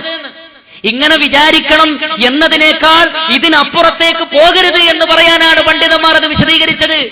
ഗായിബുകളായ മലക്കുകളെ ഉദ്ദേശിക്കല്ലേ ജനങ്ങളെ, ഗായിബുകളായ ജിന്നുകളെ ഉദ്ദേശിക്കല്ലേ ജനങ്ങളെ, ഗായിബുകളായ മനുഷ്യനെ ഉദ്ദേശിക്കല്ലേ ജനങ്ങളെ, ഗായിബായ ഏതെങ്കിലും അമ്പിയ ഏതെങ്കിലും മൗലിയ മയ്യിത്തായവരെ ഉദ്ദേശിക്കല്ലേ ജനങ്ങളെ. അതുവഴി ശിർക്കിലേക്ക് പോകല്ലേ. ഈ ഹദീസിനെ സഹിയായി മനസ്സിലാക്കി പ്രവർത്തിച്ച പണ്ഡിതന്മാരെ നിങ്ങൾ തെറ്റായി ഗണിക്കല്ലേ എന്ന് നസീഹത്തിന്റെ രൂപത്തിൽ ലോകത്തെ പഠിപ്പിച്ച വാചകങ്ങളെ കോട്ടിമാട്ടിയിട്ട് ആ വാചകങ്ങൾ നേരെ തിരിച്ച് വ്യാഖ്യാനിക്കുന്ന അക്രമം, അനീതി ചരിത്രത്തിൽ, സലഫിയത്തിന്റെ ചരിത്രത്തിൽ, സലഫി മൻഹജിന്റെ ചരിത്രത്തിൽ, മുജാഹിദ് പ്രസ്ഥാനത്തിന്റെ ചരിത്രത്തിൽ തുല്യതയില്ലാത്ത ഈ അനീതിക്ക് കേരളക്കര സാക്ഷ്യം വഹിച്ചു. കേരളക്കര മാത്രം സാക്ഷ്യം വഹിച്ചു. ലോക സലഫി പണ്ഡിതന്മാർക്ക് അങ്ങനത്തെ ഒരു പ്രശ്നം തന്നെ ഇല്ല. കാരണം അങ്ങനെ ഒരു ചർച്ച അവിടെ ഇല്ല. അതുകൊണ്ട് ഗൗരവതരമായി ഈ വിഷയത്തെ നമ്മൾ കാണണം. യാ ഇബാദല്ലയിൽ സുന്നികളെ ഖുബൂരികളെ നിങ്ങൾ ഉദ്ദേശിക്കുന്ന പ്രാർത്ഥന വരുന്ന ഭാഗങ്ങളൊന്നുമില്ല എന്ന് വിശദീകരിക്കാൻ വേണ്ടി ഉപയോഗിച്ച നിഗമനങ്ങളെ അത് തന്നെയാണ് തത്വം, ആദർശം എന്ന് വരുത്തി തീർക്കൽ വലിയ കഷ്ടം തന്നെയാണ്. എന്നാൽ ജിന്നുകളോട് സഹായം ചോദിക്കാൻ പാടുണ്ടോ? മലക്കുകളോട് സഹായം ചോദിക്കാൻ പാടുണ്ടോ? ഇല്ല. തൗഹീദിന്റെ ജാനിബുകളെ ബാധിക്കുന്ന ഒന്നും പാടില്ല എന്ന് കർശന നിലപാടുള്ളവരാണ് ആര്?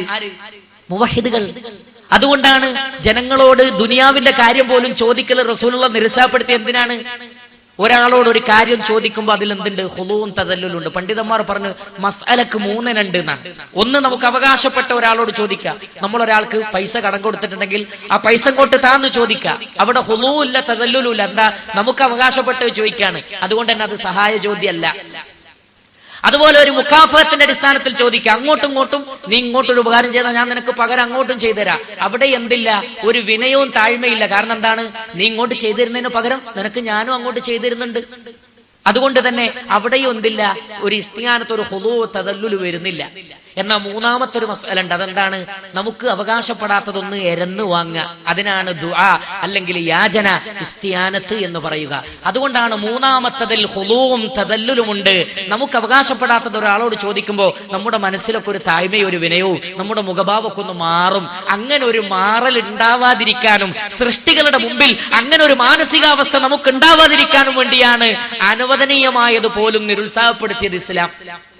എന്നിരിക്കെ യാതൊരു കാരണവുമില്ലാത്ത, അള്ളാഹു ഒരു നിലക്കും സബബായി കാരണമായി നിശ്ചയിക്കാത്ത ജിന്നുകളോടോ മലക്കുകളോടോ ഈ ഹദീസിന്റെ പരിധി വിട്ട് വ്യാഖ്യാനിച്ചുകൊണ്ട് സഹായം ചോദിക്കാൻ പാടില്ല. അതുകൊണ്ടാണ് പണ്ഡിതന്മാർ 10ലധികം കാരണങ്ങൾ പറഞ്ഞുകൊണ്ട് ജിന്നുകളോട് സഹായം ചോദിക്കാൻ പാടില്ല എന്ന് പറഞ്ഞത്. അതിൽ ഒന്നാമത്തെ കാരണം മതി എനിക്കും നിങ്ങൾക്കും. നമ്മൾ മനഹജുസ് സലഫിന്റെ ആളുകളാണെങ്കിൽ ഒന്നാമത്തെ കാരണമായി പണ്ഡിതന്മാർ പറഞ്ഞത് നബി സല്ലല്ലാഹു അലൈഹി വസല്ലമ ചെയ്തിട്ടില്ല. അതല്ലേ അഹ്ലുസുന്ന, സ്വഹാബികളും ചെയ്തിട്ടില്ല. അതല്ലേ വൽ ജമാഅ. അപ്പൊ അഹ്ലുസുന്നത്തി വൽ ജമാഅത്തിലില്ല, റസൂലും ചെയ്തിട്ടില്ല, സ്വഹാബികളും ചെയ്തിട്ടില്ല. പിന്നെ നമുക്ക് ചെയ്യാൻ പാടുണ്ടോ? ഇല്ല.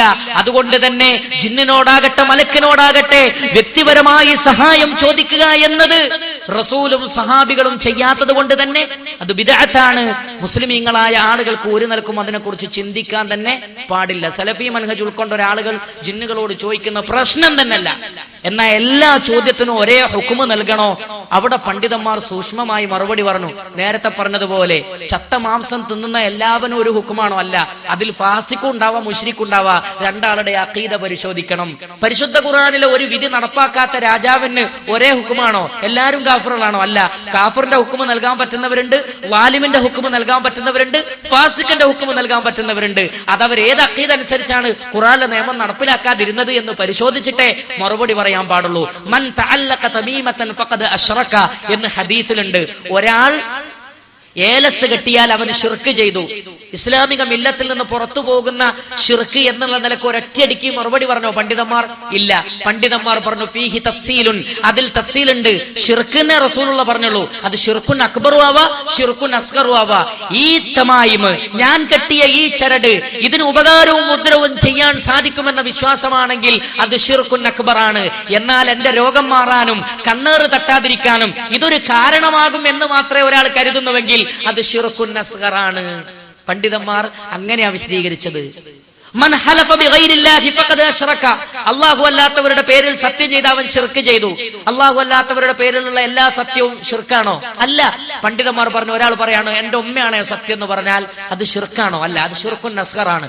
എന്നാൽ ഒരാൾ മൊയ്തീൻ ശൈഖാണ് സത്യം എന്ന് പറയുമ്പോഴോ അയാൾക്ക് മൊയ്തീൻ ശൈഖിനെ പറയുമ്പോൾ വേറൊരു അഖീദ മനസ്സിൽ വരുന്നുണ്ട്. അതുകൊണ്ട് തന്നെ അത് ശിർക്കാണ്. ഹഖ് ജാഹ് ബർക്കത്ത് കൊണ്ട് ചോദിക്കൽ, പണ്ഡിതന്മാർ എന്താ പറഞ്ഞത്? എല്ലാ ഹഖ് ജാഹ് ബർക്കത്ത് കൊണ്ടുള്ള ചോദ്യം ശിർക്കാണോ? അല്ല. അതിൽ ശിർക്കാവുന്നതുമുണ്ട്, അതോടൊപ്പം തന്നെ ഹറാമാകുന്നതുമുണ്ട്. എപ്പോഴാണ് ശിർക്കാവുക? ഹഖ് ജാഹ് ബർക്കത്ത് എടുത്തു പറഞ്ഞുകൊണ്ട് ചോദിച്ചാൽ അള്ളാഹു തരാൻ നിർബന്ധിതനാകും എന്ന് കരുതിയാൽ അത് ശിർക്കുൻ അക്ബറാണ്. എന്നാൽ ഹഖ് ജാഹ് ബർക്കത്ത് കൊണ്ട് ചോദിച്ചാൽ പ്രാർത്ഥനക്ക് ഉത്തരം നൽകപ്പെടാൻ, അതിന് എളുപ്പം കിട്ടാനുള്ള ഒരു കാരണമായി തീരുന്ന മാത്രമാണ് ഒരാൾ കരുതുന്നതെങ്കിലോ അത് ശിർക്കുൻ അസ്ഗറാണ്. അതല്ലെങ്കിൽ അത് ഹറാമാണ്, വലിയ ശിർക്കിലേക്കുള്ള ഒരു വസീലയാണ് എന്നാണ് പണ്ഡിതന്മാർ പറഞ്ഞത്. എന്താ എല്ലാറ്റിനും ഒരു ഹുക്കുമ പറയാത്തത്? അത് സൂക്ഷ്മമായിട്ടേ പറയാൻ പാടുള്ളൂ. ഇസ്ലാമിൽ ഒരു പൊതു തത്വമുണ്ട്. അതുകൂടി പറഞ്ഞ് ഞാൻ അവസാനിപ്പിക്കാണ്. വ്യക്തമായ ദലീല് കൊണ്ട് സ്ഥിരപ്പെട്ട ഒരു അഖീദയും ഒരു വിശ്വാസവും ഒരു കർമ്മവും തത്തുല്യമായ വ്യക്തമായ ദലീല് കൊണ്ടല്ലാതെ പൊളിക്കാൻ പാടില്ല. ഇത് ഇസ്ലാമിന്റെ ഉസൂല, പഠിച്ചു വെച്ചോളൂ. ഏതുപോലെ വുളു എടുക്കൽ എങ്ങനെയാണെന്ന് നമുക്കറിയാം. വ്യക്തമായി വുളു എടുത്ത ഒരാളുടെ വുളു മുറിഞ്ഞു എന്ന് നമ്മൾ പറയണമെങ്കിൽ വ്യക്തമായ ദലീല് സമർത്ഥിക്കണം. എന്താ ദലീല്? അദ്ദേഹത്തിന് മുൻദ്വാരത്തിലൂടെയോ പിൻദ്വാരത്തിലൂടെയോ വല്ലതും പുറപ്പെട്ടാൽ നമ്മൾ അദ്ദേഹത്തോട് പറയും നിങ്ങളുടെ വുളു മുറിഞ്ഞിരിക്കുന്നു. എന്താ കാരണം? ഈ ഹദീസാണ് കാരണം. അതുപോലെ തന്നെ അദ്ദേഹത്തോട് നമ്മൾ പറയും നിങ്ങൾ നിങ്ങളുടെ ഭാര്യയുമായി ഇണചേർന്നിരിക്കുന്നുവെങ്കിൽ നിങ്ങളുടെ വുളു പോയിരിക്കുന്നു. എന്താ ദലീൽ? ഇന്നായത്താണ് ദലീൽ. അതേപോലെ തന്നെ ഒട്ടകമാംസം തിന്നാൽ നമ്മൾ പറയും നിങ്ങൾ വുളു എടുക്കണം, നിങ്ങൾ വുളു മുറിഞ്ഞിരിക്കുന്നു. എന്താ ദലീൽ? ഇന്നതാണ് ദലീൽ. എന്നാൽ വുളു എടുത്ത ഒരാൾ ചായ കുടിച്ചു. അപ്പൊ ഒരാൾ പറയാണ് നിങ്ങൾ വുളു മുറിഞ്ഞിരിക്കുന്നു. അപ്പൊ അദ്ദേഹം പറയും എന്താണ്? ചായ കുടിച്ചാൽ വുളു മുറിയുന്നുള്ളതിന്റെ ദലീൽ ഇതാ. ദലീൽ കൊടുക്കാൻ സാധിച്ചിട്ടില്ലെങ്കിൽ അവിടെ നമ്മൾ മനസ്സിലാക്കുക അദ്ദേഹത്തിന്റെ വുളു മുറിയുന്നില്ല. വ്യക്തമായി ഹദീസിൽ ദലീൽ കൊണ്ട് സ്ഥിരപ്പെട്ടാലല്ലാതെ സ്ഥാപിക്കപ്പെട്ട ഒരു അമലോ ഒരു അഖീദയോ പൊളിയില്ല. അപ്പോൾ അല്ലാഹു സുബ്ഹാനഹു വ തആലയുടെ റുബൂബിയത്തിലും ഉലൂഹിയത്തിലും അസ്മായിലും സിഫാത്തിലും പങ്കു ചേർക്കാത്ത ഒരു വ്യക്തി ഇസ്ലാമെന്ന് പുറത്താണെന്ന് പറയണമെങ്കിൽ തത്തുല്യമായ ദലീൽ കൊണ്ട് സ്ഥാപിക്കണം. അതിന് സാധിക്കില്ലെങ്കിൽ അയാള് ശിർക്ക് ചെയ്യുന്ന ആളെന്ന് പറയാൻ പറ്റില്ല. ഈ നാട്ടിലുള്ള ഖുബൂരികൾ അവർ ശിർക്ക് ചെയ്യുന്നവരാണ് നമ്മൾ പറയുന്നു. എന്താ ദലീൽ? പരിശുദ്ധ ഖുർആനിലുണ്ട്, മരണപ്പെട്ടവരോട് വിളിച്ചു പ്രാർത്ഥിക്കൽ, അവരോട് ചോദിക്കൽ, അത് ശിർക്കാണ്. അള്ളാഹുവിന് മാത്രം കഴിയുന്ന കാര്യങ്ങളാണ് നിങ്ങൾ ചോദിക്കുന്നത്. മൊയ്തീൻ ശൈഖേ രോഗം മാറ്റണേ, മൊയ്തീൻ ശൈഖേ എനിക്ക് കുട്ടിയെ തരണേ, ഇതൊക്കെ സ്രഷ്ടാവിന്റെ കഴിവിൽപ്പെട്ടതാണ്. അതുകൊണ്ട് തന്നെ വ്യക്തമായ ദലീലിന്റെ അടിസ്ഥാനത്തിൽ നമ്മൾ അവരോട് പറയും, നിങ്ങൾ ചെയ്യുന്നത് ശിർക്കാണ്. എന്നാൽ ഖബർ കെട്ടിപ്പൊന്തിക്കുന്നതിനെ കുറിച്ച് നമ്മൾ എന്ത് പറയും? ഖബർ കെട്ടിപ്പൊന്തിക്കൽ ഹറാമാണ്. ആരാധിക്കാനുള്ള ഉദ്ദേശത്തിലാണെങ്കിൽ ശിർക്കുമാണ്. ചിത്രം വരയ്ക്കുന്നതിന്റെ ഇസ്ലാമിക ഹുക്കം എന്താ? ചിത്രം വരയ്ക്കൽ ഹറാമാണ്. എന്നാൽ ചിത്രം വരച്ചത് ആരാധിക്കാൻ വേണ്ടിയാണെങ്കിലോ, സായിബാബയുടെ ചിത്രമാണ് വരച്ചതെങ്കിലോ, ശ്രീകൃഷ്ണന്റെ ചിത്രമാണ് വരച്ചതെങ്കിലോ നമ്മൾ പറയും അത് ശിർക്കാണ്. കാരണം ആരാധനാഭാവത്തിലാണ് അത് വരച്ചിട്ടുള്ളത്. എന്നാൽ ഒരു കുട്ടിയോ അതല്ലെങ്കിൽ പ്രത്യേകിച്ച് ഒരു മതത്തിലും വിശ്വാസമല്ല, ഒരു നല്ല കലാകാരനാണ്, അപ്പൊ സായിബാബിന്റെ ചിത്രം വരയ്ക്കാൻ പറഞ്ഞാൽ അതും വരച്ചു കൊടുക്കും. ഇനി മുഹമ്മദ് നബീന്റെ ചിത്രം വരയ്ക്കണം എന്ന് പറഞ്ഞാൽ അതും വരച്ചു കൊടുക്കാൻ തയ്യാറുള്ള ഒരാൾ വരച്ചതാണെങ്കിലോ അയാളെ നമ്മൾ ശിർക്ക് ചെയ്തു എന്ന് പറയൂല. അയാൾ വമ്പിച്ചൊരു പാതകം ചെയ്തു, തെറ്റ് ചെയ്തു എന്ന് നമ്മൾ പറയും. എന്താ അങ്ങനെ പറയുന്നത്? ഇസ്ലാമിൽ ഓരോന്നിനും സൂക്ഷ്മമായി പഠിച്ചിട്ടേ ഹുക്കുമ് പറയാവൂ.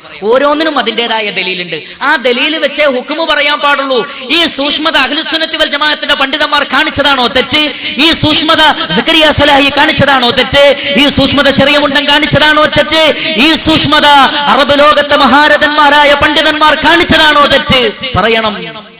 അതുകൊണ്ട് പ്രിയപ്പെട്ടവരെ, ഒരാളുടെ തൗഹീദ് ദലീൽ കൊണ്ട് സ്ഥാപിക്കപ്പെട്ടതാണെങ്കിൽ നീ തൗഹീദിന് പുറത്താണെന്ന് പറയണമെങ്കിൽ കൃത്യമായ ബയാൻ വേണം. യാ അയ്യുഹല്ലദീന ആമനൂ ഇദാ വറബ്തും ഫീ സബീലില്ലാഹി ഫതബയ്യനൂ വലാ തഖൂലൂ ലിമൻ അൽഖാ ഇലൈക്കുമുസ് സലാമ ലസ്ത മുഅ്മിനാ. സത്യവിശ്വാസികളെ, ദീനീ രംഗത്ത് ഇറങ്ങി പുറപ്പെടുന്ന നിങ്ങളോട് സലാം പറയുന്ന ഒരു മുഅ്മിനോട് നീ മുഅ്മിനല്ല എന്ന് പറയരുത്. ഫതബയ്യനൂ, നിങ്ങൾ വ്യക്തമായി പഠിച്ചു പറ. ഉറുക്കും മേലസും കെട്ടിയ നബി സല്ലല്ലാഹു അലൈഹി വസല്ലമയുടെ മുമ്പിൽ ഒരാൾ ഒരു മോതിരട്ട് വന്നു, ഒരു പ്രത്യേക റിങ്. റസൂലുള്ള ആദ്യം ചോദിച്ചത് എന്തിനിട്ടതാണ്? കാരണം ഒരാൾക്ക് മോതിരായിട്ട് റിങ്ങിടാലോ, അപ്പൊ ചോദിക്കേണ്ടത് എന്തിനിട്ടതാണ്? റസൂലുള്ള ചോദിച്ചു, മാഹാദാ, എന്താ സുഹൃത്തെ ഇട്ടത്? അപ്പോഴാണ് അദ്ദേഹം പറഞ്ഞത്, ഇത് കണ്ണേറിൽ നിന്ന് രക്ഷപ്പെടാനാണ്. റസൂലുള്ളാഹി സ്വല്ലല്ലാഹു അലൈഹി വസല്ലം പറഞ്ഞു, ഇർഫഹാ, അതെടുത്ത് വലിച്ചെറി, നിനക്ക് കണ്ണേറിൽ നിന്ന് അത് രക്ഷ നൽകുകയില്ല, എടുത്ത് വലിച്ചെറിയാൻ പറഞ്ഞു നബി സല്ലല്ലാഹു അലൈഹി വസല്ലം. അപ്പൊ ആദ്യം ചോദിക്കാണെന്ത്, എന്തുദ്ദേശത്തിലാ സുഹൃത്തെ ഇട്ടത്? അത് റസൂലുള്ള പഠിപ്പിച്ച മര്യാദയാണ്. അതാണ് മനഹജ്, അതാണ് മനഹജു സലഫ്, അതാണ് അഹ്ലുസുന്നത്തി വൽ ജമാഅ. അതുകൊണ്ട് തന്നെ ഏതൊരു വിഷയത്തിലും തഫ്സീർ നടത്തിക്കൊണ്ടല്ലാതെ ഹുക്മ പറയരുത്. അതാണ് പണ്ഡിത ധർമ്മം. ആ പണ്ഡിതന്മാർ നിർവഹിച്ചത് പണ്ഡിതന്മാർ നമ്മൾ ഉദ്ധരിക്കുന്നേ ഉള്ളൂ. നമ്മൾ പണ്ഡിതന്മാരായി ചമഞ്ഞെന്ന് സംസാരിക്കല്ല. പണ്ഡിതന്മാർ പറഞ്ഞത് നമ്മൾ റിപ്പോർട്ട് ചെയ്യുന്നു എന്ന് മാത്രം. അതുകൊണ്ട് പ്രിയപ്പെട്ടവരെ, ആലോചിക്കുക, പഠിക്കുക, ചിന്തിക്കുക. ഒരിക്കലും അന്ധമായ പക്ഷപാതിത്വത്തിന്റെ ആളുകളാവാതിരിക്കുക. നമ്മൾ കാലകീലകളുടെ പിന്നാലെ പോവാതിരിക്കുക. വ്യക്തമായ ദലീലിന്റെ അടിസ്ഥാനത്തിൽ സംസാരിക്കുന്നവരായി തീരുക. നമ്മൾ ഏകോദര സഹോദരന്മാരാണ് എന്ന ബോധം നമുക്കുണ്ടാവുക. നമ്മൾ മുവഹിദുകളാണ് എന്ന ബോധം നമുക്കുണ്ടാവുക. ഒരു ജനതയോടുള്ള വിദ്വേഷം, അവരോട് അനീതി പ്രവർത്തിക്കാൻ നിങ്ങളെ പ്രേരിപ്പിക്കാതിരിക്കട്ടെ. വലാ യജ്രിമന്നകും ശനആനു ഖൗമിൻ അലാ അല്ലാ തഅദിലു യഅദിലു ഹുവ അഖറബു ലിത്തഖ്വാ. ഒരു ജനതയോടുള്ള വിദ്വേഷം, അവരോട് അനീതി പ്രവർത്തിക്കാൻ നിങ്ങളെ പ്രേരിപ്പിക്കാതിരിക്കട്ടെ. നിങ്ങൾ നീതി പാലിക്കുക. അതാണ് തഖ്വയോടടുത്തത്. നമ്മൾ യഥാർത്ഥ മുവഹിദുകളാണോ? തഖ്വ കൈവിടാതിരിക്കുക, ആരോടും അനീതി പ്രവർത്തിക്കാതിരിക്കുക, വിഷയം പഠിക്കുക. പഠിക്കരുത്, പോവരുത്, കേൾക്കരുത് എന്ന ആ ഒരു മുദ്രാവാക്യം നമ്മൾ ഒഴിവാക്കുക. അത് മുജാഹിദുകൾക്ക് പറഞ്ഞതല്ല, അത് സലഫികൾക്ക് പറഞ്ഞതല്ല, അത് യഥാർത്ഥ സലഫി മനഹജ് ഉൾക്കൊള്ളുന്നവർക്ക് പറഞ്ഞതല്ല എന്നുകൂടി ഓർമ്മപ്പെടുത്തിക്കൊണ്ട് തൽക്കാലം അവസാനിപ്പിക്കുന്നു. എന്റെ സംസാരത്തിൽ, എന്റെ വാക്കുകളിൽ വന്നുപോയിട്ടുള്ള ഏതെങ്കിലും അബദ്ധങ്ങൾ ഉണ്ടെങ്കിൽ ആ അബദ്ധങ്ങൾ എന്റേതാണ്, അല്ലെങ്കിൽ അതിനെന്നെ പ്രേരിപ്പിച്ച ശൈത്താനിൽ നിന്നുള്ളതാകുന്നു. പരിശുദ്ധ ഖുർആനിനോടും ഖുർആനിനും സുന്നത്തിനോടും സലഫി മൻഹജിനോടും യോജിച്ച വല്ലതും ഞാൻ പറഞ്ഞിട്ടുണ്ടെങ്കിൽ അത് മാത്രമാണ് സ്വീകാര്യം. അതല്ലാത്തതെല്ലാം എന്റെ വാക്കുകളായി നിങ്ങൾ തള്ളിക്കളയുക. എന്നാൽ മൻഹജുസ് സലഫിനോടും ഖുർആനിനോടും സുന്നത്തിനോടും യോജിച്ച, പ്രമാണങ്ങളോട് യോജിച്ച വല്ലതുമാണ് ഞാൻ പറഞ്ഞത് എന്ന് നിങ്ങൾക്ക് ബോധ്യപ്പെട്ടിട്ടുണ്ടെങ്കിൽ, നിങ്ങൾക്ക് ബോധ്യമായിട്ടുണ്ടെങ്കിൽ അത് സ്വീകരിക്കുക. അള്ളാഹു അനുഗ്രഹിക്കുമാറാകട്ടെ. വസല്ലല്ലാഹു വസല്ലമ അലാ നബിയിന മുഹമ്മദിൻ വഅലാ ആലിഹി വസഹ്ബിഹി അജ്മഈൻ വആഖിറു ദഅവാനാ അനിൽ ഹംദുലില്ലാഹി റബ്ബിൽ ആലമീൻ. സുബ്ഹാനകല്ലാഹുമ്മ വബിഹംദിക അഷ്ഹദു അൻ ലാ ഇലാഹ ഇല്ലാ അൻത അസ്തഗ്ഫിറുക വഅതൂബു ഇലൈക്.